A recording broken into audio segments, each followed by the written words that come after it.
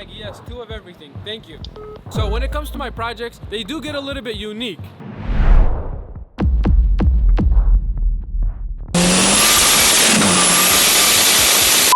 But this one, we want to take it to the next level. Introducing our 1981 twin-engine all-wheel drive Volkswagen Rabbit truck. Brought to you by Parts Race.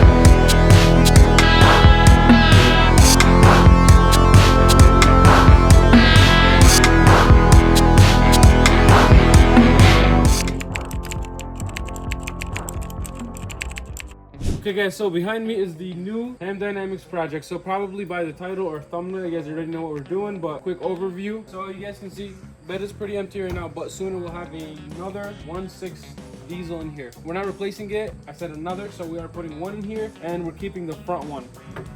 So you guys can see there's an engine in here right now, but it's not clean at all. You guys can see there's a bunch of surface rust. The paint doesn't look great, so this will get yanked out. We're repainting the whole truck, basically. Engine bay, bed, all that. And then a new engine will go in here, a brand new one. So we're gonna be building 2 motors. We're gonna have 2 transmissions, 2 of everything basically. And we're gonna take this, duplicate it to the back, and basically make this an all-wheel drive Rabbit truck with 2 engines.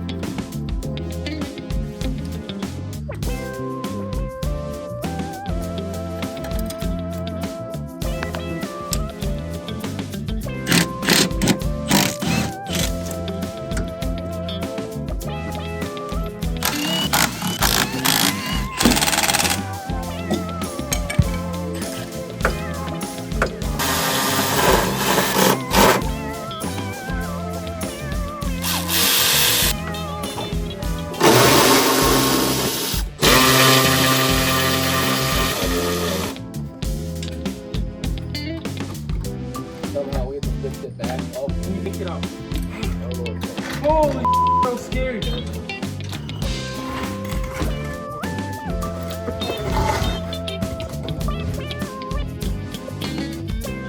Oh yeah, so first chunk of work, we got the engine out, we got the fuel tank, the exhaust out, and then today we're just gonna clean and prep the truck for welding because a lot of the progress in this truck is gonna be fab work. So today we're gonna get ready to weld on. So we're going over the truck right now, getting it all cleaned up. Brendan's getting the bottom.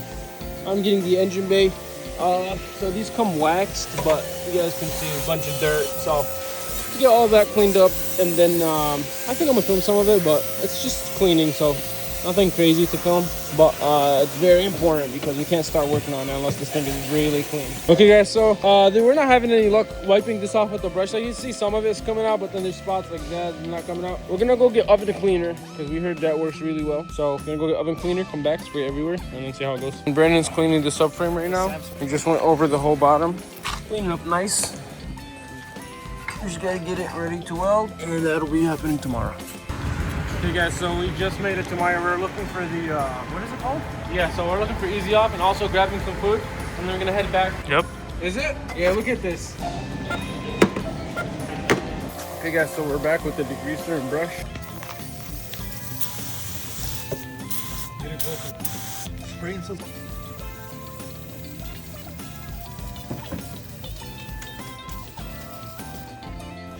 Now we just coat the whole engine bay in this.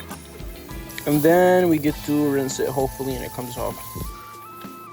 Okay guys, so the oven cleaner thing has been sitting for about 15 minutes now, so I'm gonna start scraping now. Let's see. Yeah, that's working good. So just gonna scrape the whole thing, and then yeah, just rinse it off, and then should be good. That put us in a good place. So guys, cleaning up pretty good. You guys see the difference. I might have to go over some spots, but for the most part, it's looking pretty brand new.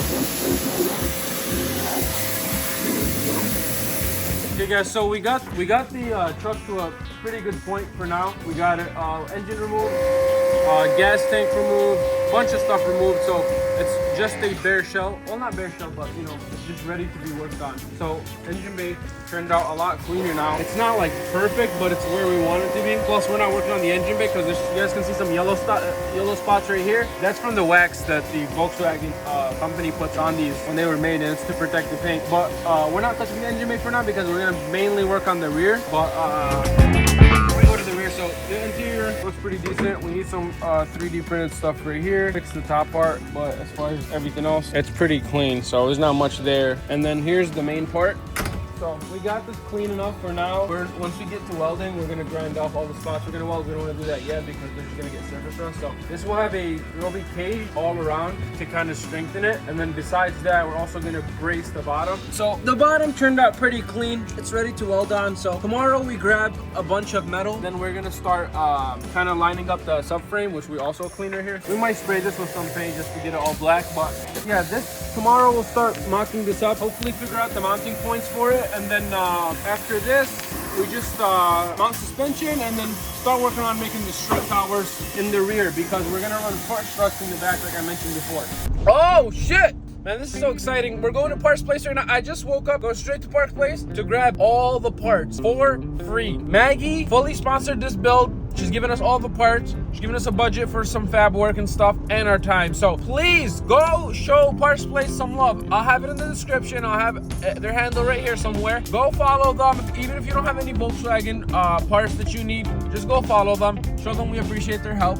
But yeah, I'm going right now to grab all the parts. They're starting to put them together. I'm gonna go help them out. We might not be able to get all the parts today because obviously there's a lot of parts we're grabbing. I might add the list somewhere. I'll mention it when we get there. I think it's better. But yeah, I don't have much to say, so I'm just gonna drive there safe. Look, officers, I'm a safe driver. I'm gonna drive there. I'm just gonna enjoy my coffee and I'll pick the phone back up when I get there.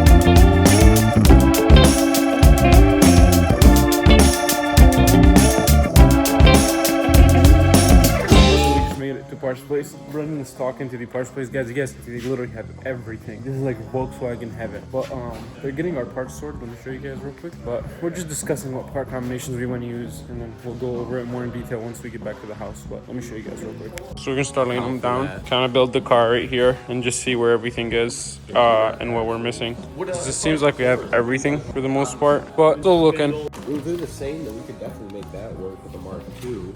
And then if these are the same, then we just put a Mark I ball joint on here, and then use a Mark I knuckle. That's true. Explain the deal with the K member. So here it is with the rear of the motor. We're gonna go tube chassis with it, but it's a lot of work and it's more custom, and we really want to use this warehouse of parts that we have. So we're gonna try to stick with as much Volkswagen stuff as we can. That in mind, a Mark II subframe is very similar to the Mark I, so we're trying to decide, and we've heard rumors from other Volkswagen guys that you could do this, but the control arms for a Mark II or a Mark I will bolt to a Mark II subframe, and then we can use all of the front, pretty much the whole front suspension off of Mark I, move it to the back, have the Mark II K member in there. The motor mounts we can make work, you know what I mean? But that will keep at least our suspension square. We basically need two front halves of the car. We're just gonna move it. Those are two different cars. The Mark II stuff, yeah, we're gonna just use it Dude, that's the trans. like the suspension. That's the only way you get that's the only way you can get the I don't know about. So from the guy we got the truck from said that like up to 89, these things are like kind of Legos where you can make it work if you mix match enough parts. Really, basically everything from 85 to 2005. Yeah. Mix match. Okay, so that's what we're hoping. We're hoping the control arms are close enough. No? You got a Mark II control arm here? Yeah. Can we take a look at it? Yeah. I'm just curious. Our boy is the one. Everything for two cars. Essentially, Right. Once I realized what it Did was. you do 4 eccentrics or only 2? I did 4 eccentrics. I did do that. 4 eccentrics, 4 bolt kits, everything that's on like level 9 that I checked off. You got the 2-actor drive shaft. Control arm mounting kits we got for it. I just want to take a look. So, see how this is? Yeah. And how this is gonna mount in that hole? Yeah. All right, let me see if I got the Mark II one. They should be the yellow box. Making your day hard, huh? That'll be worth it. We'll have a one-of-one build. We got 4 of them. We got 4 Okay. balls in. Right here is a Mark I. It's hard to see because they're in the bags. We don't want to open them. We got a Mark I and a Mark II. So I think from the size and shape, the mounts are all different. This one goes into a peg style bushing, and this one has more of a bolt style bushing. The shape is similar, and the distance from the mounts to the ball joints are almost identical. And it's they got the 3-bolt bolt style, which means we could probably I mean, we might have to modify. It's deeper, way deeper. This one's deeper, but we could modify it. We can plate and modify and use a Mark 1 ball joint, so that way we That's can if they're not. That's if they're different size. They might be the same. Oh, great. Then we're good. We're good then. So, all right. And we're good. They ran this style all the way up to the R32 first version. Let's get. That's the big bag. So, okay, we're gonna do these in the front. We're gonna keep them stock. We'll do just 2 of these, and then we'll do 2 of these for the rear, and then we'll find a Mark II subframe. I think that's gonna be our best bet to make it work. Okay, you guys can tell this is a little bit confusing because we thought we were gonna do 4 of everything, but the problem is that it is easier to use a Mark II rear subframe rather than the stock subframe in the back, and so the front of the truck is different than the rear, like as far as suspension, not a crazy difference, just a little bit. And so now we have to source out parts, and then let me show you guys, we're laying them flat. So these are for us. First block, second block, it's 2 sets of everything. And then we got a head right here. Another head is gonna be right there, I believe. And then these are our gaskets and basically all the accessories for the motors. Yeah, so not too much going on, just gonna load them up. I'll explain. But yeah, not too much going on, so just gonna get them loaded up right now, and then we'll explain more in detail as we unbox everything and start assembling it.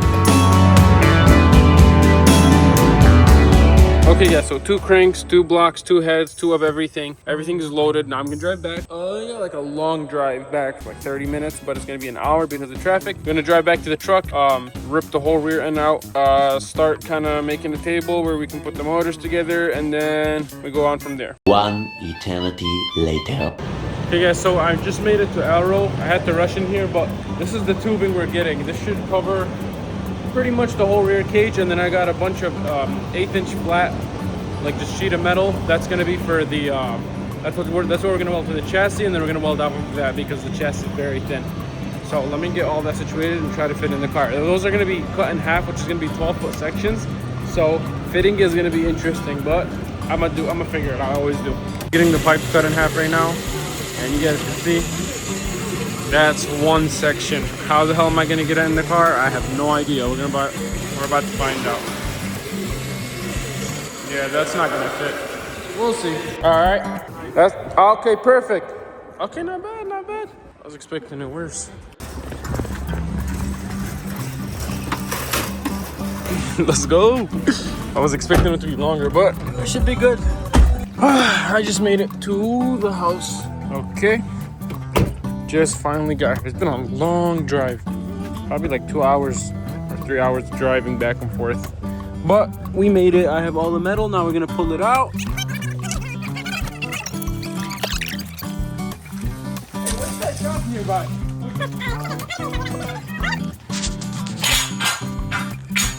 Yeah, so we got our centers marked out so that when we take this off, we still have like a point of reference for where everything is going to be when we start centering things. By things, I mean the subframe. We also have mark right there, and like basically just where the axle would be. Oh yeah, we're about to just rip all this off. The whole rear is going to come off as one big chunk, and then that will free up the whole back, which will give us room to start welding that guy up there and then make the engine mounts. Okay, so we got the rear end out. Just need to cut one more line.